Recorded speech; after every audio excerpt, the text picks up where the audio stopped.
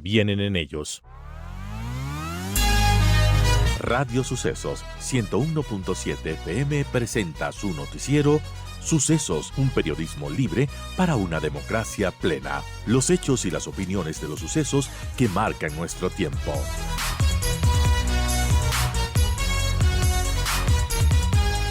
Estamos con el doctor Juan Carlos Quintana, abogado especialista en Derecho Constitucional.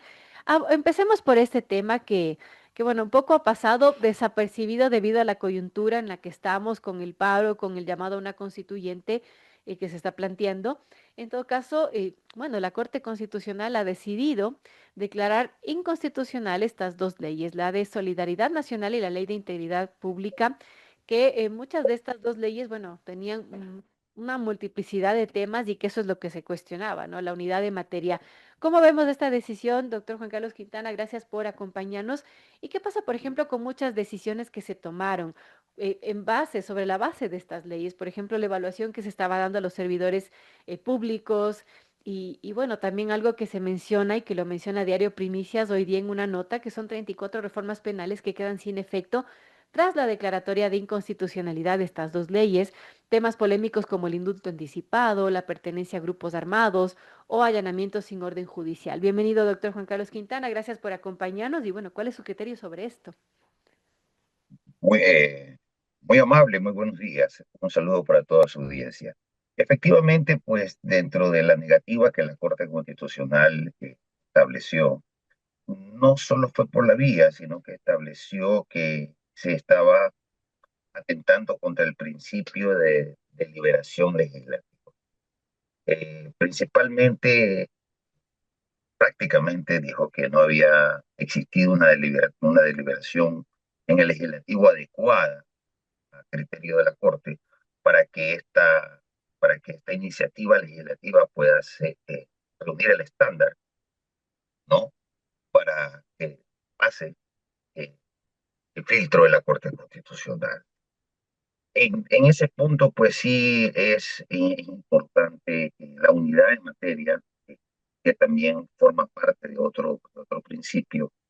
Efectivamente, la Corte decidió no atender en cuanto a temas penales. Mire, la realidad es que, si bien es cierto, tenemos una norma, tenemos las leyes que nos rigen, tampoco es menos cierto que el principio de necesidad y de proporcionalidad tienen que ser aplicados por parte de la Corte Constitucional. Vivimos en una realidad bastante caótica en cuanto al tema de la delincuencia organizada, la cooptación de las instituciones del Estado, por parte de miembros de esta delincuencia, ¿no? Es una delincuencia organizada de diferentes dimensiones, en diferentes manifestaciones. Nosotros no solo estamos hablando de actos violentos, estamos hablando también de actos de corrupción en la contratación.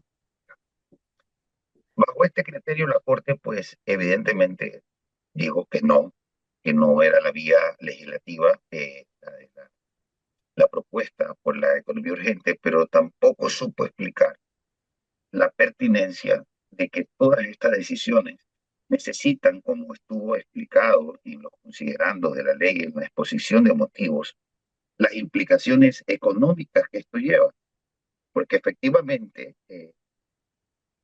todo cambio legal en combate a cambio estructural para combatir de manera más efectiva cualquier tipo de delincuencia conlleva necesidad de recursos, conlleva necesidad de implementación, obviamente el Estado, el gobierno, necesita actuar con legalidad y asignar recursos de esa manera. Entonces, efectivamente, pues no ha pasado. El Ejecutivo va a tener que reformular, va a tener que la Asamblea pues darle el tratamiento legal que la Corte le ha ordenado, porque es una Corte en cierre, no se puede hacer ya nada con esta inconstitucionalidad. En cuanto a las afectaciones, el tema del conflicto armado interno en mi criterio persiste. Ya la Corte en otros dictámenes, y no se puede Ujú. contradecir, ha dicho que es un acto de hecho, un acto que es una manifestación que se da en la realidad y que al ser declarado por el Ejecutivo, pues se mantiene, ¿no? En este caso, ahí sí entra en contradicción porque al declarar inconstitucional y en cuanto a la exposición del razonamiento, la motivación de la sentencia, se desdice con su propio dictamen, o sea, se apartó de un criterio sin decirlo. Y ahí es cuando entra en plena contradicción con, con las decisiones que ella misma ha tomado. Entonces, sí es criticable esa parte, porque no es ajeno a la realidad la situación caótica en la que vivimos. Entonces, evidentemente, no le queda otra al Ejecutivo que seguir trabajando con las herramientas que se tienen. Desde mi perspectiva, había el tema del allanamiento. Si bien es cierto, era sin orden judicial, tampoco era menos cierto de que era un control judicial posterior. Sí estaba normado de esa manera la iniciativa jurídica, que no es nada nuevo, que sí se aplica en países de Europa, eh, este tipo de figuras. El tema evidentemente, el tema del delito de pertenencia era tan necesario para el Ecuador hoy en día, porque no puede ser, se ha normalizado, pero disculpe que diga de esta manera, se ha normalizado que personas relacionadas con los GDO estén en alcaldías, sean alcaldes, sean concejales, incluso hasta asambleístas.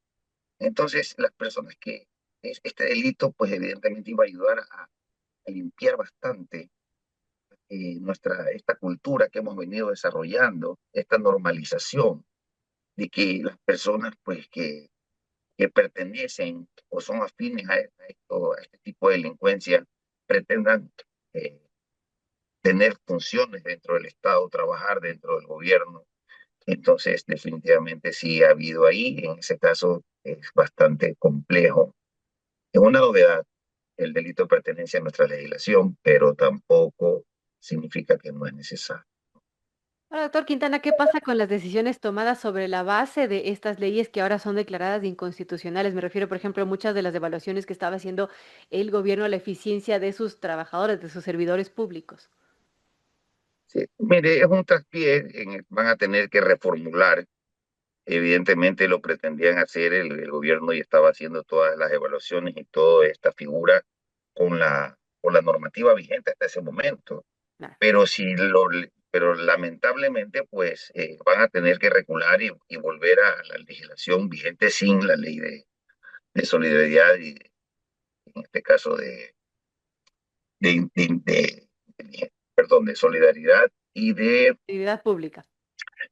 y de seguridad pública. Entonces, efectivamente, pues en el marco del respeto a la ley, van a tener que dejar sin efecto todos los actos que administrativamente se amparaban o se justificaban con esta ley. Carecen de valor, ya carecen completamente de valor. Entonces, efectivamente, va a haber una suerte también de demandas bastantes por parte de las personas que han sido desvinculadas invocando este tipo de normas. Amigos 853, dialogamos con el doctor Juan Carlos Quintana, abogado especialista en Derecho Constitucional. Andrés. Lo que le queda al gobierno, según su interpretación, será reformular las leyes y volver a emitir a través de la Asamblea como ley económica urgente. Obviamente tendrá que cuidar las formas y no solo el fondo, que sabemos que estaba para adaptar la legislación ecuatoriana al conflicto que vivimos. Pero ¿cuáles serán las cosas que se pueden mantener en este nuevo formato para que solo pasen las cosas económicas y que no vuelva a tener un traspiés de la Corte Constitucional? Eso sería si ese escenario se daría si el Ejecutivo pretende, ya sabiendo las limitaciones establecidas por la Corte, pretende darle el tratamiento extraordinario a las normas urgentes, ¿no? Entonces, económicas urgentes. Efectivamente, sería un juego de interpretación, pretende irse por aprobar leyes que no guarden la unidad de materia según el estándar establecido por la Corte en sus dictámenes.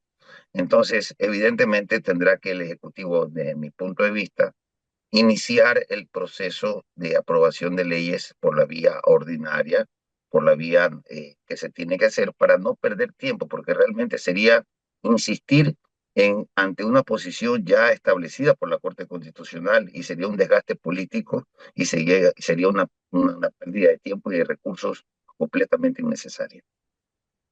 Claro, bueno, ahora se viene otro tema que es la pregunta a los ciudadanos si es que queremos una nueva Asamblea Constituyente para redactar una nueva constitución. Y en ese sentido, Juan Carlos, ¿cómo vemos de este escenario que se nos pone enfrente?